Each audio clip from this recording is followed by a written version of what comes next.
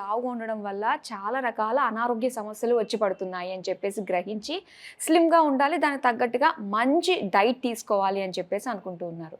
మరి అలాంటి వాళ్ళందరికీ కూడా ఎలాంటి డైట్ ఫాలో అవుతూ మంచిదో మాకు తెలియజేస్తారా? మార్నింగ్ 4 ఇడ్లీలు తినాలనిపిస్తుంది కదా, 2 ఇడ్లీలు తినాలి. మధ్యాహ్నం ఇంత రైస్ తినాలనిపిస్తుంది మీకు, ఇంతే రైస్ తినాలి. నైట్ ఇంత రైస్ తినాలనిపిస్తుంది, ఇంతే రైస్ తినాలి. మీ ఏజ్ బై ఛాన్స్ 40 దాటింది, మీ మెటబాలిజం స్లో ఉంటుంది, నైట్ రైస్ తినకండి, ఒక్క జొన్న రొట్టె తినండి. ఇట్లా ఈ పేషెంట్కి ఆల్టర్ చేసినాం డైట్.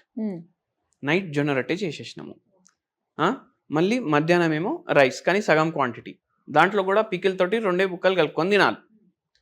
ఇట్లా చేసుకుంటా 4 నెలల్లో ఆ పేషెంట్కి ఆల్మోస్ట్ 20 kgs తగ్గింది విత్ హోమియోపతి మెడిసిన్.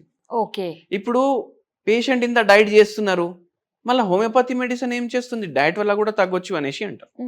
కానీ ఏంటంటే హోమియోపతి మెడిసిన్ మీరు వాడుకుంటూ వెయిట్ లాస్ చేసిర్రు అనుకోండి, ఆన్ అన్ యావరేజ్ మీరు 1 yearలో 20 kgs తగ్గినారు అనుకోండి వితౌట్ మెడిసిన్. హోమియోపతి మెడిసిన్ వాడుకుంటే మనం 6 monthsలో 20 kgs తగ్గొచ్చు.